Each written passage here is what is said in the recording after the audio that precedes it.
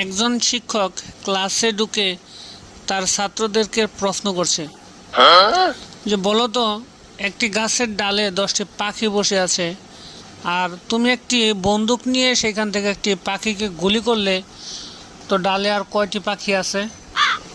একজন স্টুডেন্ট বলল যে স্যার, ডালে আর একটি পাখিও নেই, কারণ গুলির শব্দে সব পাখি উড়ে চলে গেছে। স্যার তখন মুচকি হেসে ছেলেটিকে বলল, তোমার চিন্তা ভাবনা ঠিক ছিল, আমি ভাবছিলাম তুমি হয়তো 9টির কথা বলবে। এই সুযোগে ছাত্রটি বলল, স্যার আমি কি আপনাকে একটি প্রশ্ন করতে পারি? স্যার বলল, হ্যাঁ হ্যাঁ অবশ্যই তুমি করতে পারো, করো, কি প্রশ্ন করতে চাও আমাকে? তখন স্টুডেন্ট বলল যে স্যার, 3জন মহিলা আইসক্রিম খাচ্ছেন, একজন কামড়িয়ে খাচ্ছে, একজন চেটে খাচ্ছে, আর একজন চুষে খাচ্ছে। তো আপনাকে বলতে হবে এখান থেকে কোন মহিলাটি বিবাহিত। এখন শিক্ষক একটু লজ্জায় পড়ে গেছে এবং সে বলতেছে যে চুষে খাচ্ছে সে হয়তো বিবাহিত।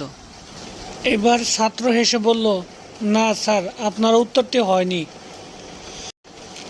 যার হাতে বিয়ের আংটি ছিল সেই মহিলাটি বিবাহিত, আপনার চিন্তা ভাবনা ভুল ছিল।